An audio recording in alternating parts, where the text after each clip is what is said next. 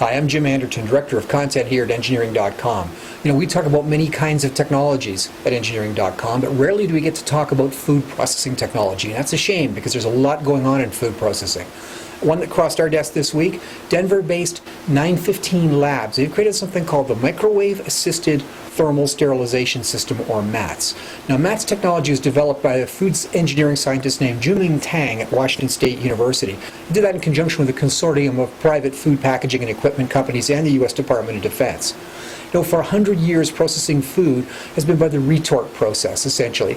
Seal it in a can or a pouch, place it in a pressurized cooker at temperatures of around 250 degrees Fahrenheit or higher for about an hour or so, and that sterilizes the food.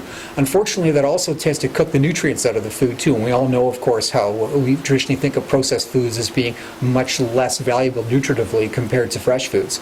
Well, it's possible this MATS process may address that issue. Additionally, it may reduce the need for putting salts and other additives in food, which is an added benefit. MATS uses a different kind of system. It heats the food packaging from the outside in a hot water bath, but also uses a microwave system which zaps the food with a frequency of microwave energy at a frequency of 915 megahertz. That's fairly long wave by microwave standards, about 3 times the wavelength of, say, your domestic microwave oven. The result of that is that the heat is dispersed more evenly within the package, so there are no sort of hot and cool spots that we've all experienced with our domestic microwaves. The result of this is that you can kill the microorganisms inside the package at a fraction of the time it takes using conventional retort processes that we use right now. And that means, of course, is that there's less damage to the nutrient value of the food because it spends less time at heat. The package is also cooled rapidly after processing. It's possible to do all kinds of foods with this technology. Al dente pasta primavera is an example quoted by 915 Labs.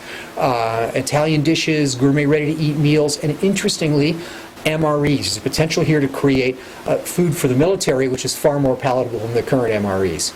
Texture, color, flavor, nutrition are better preserved, according to the company.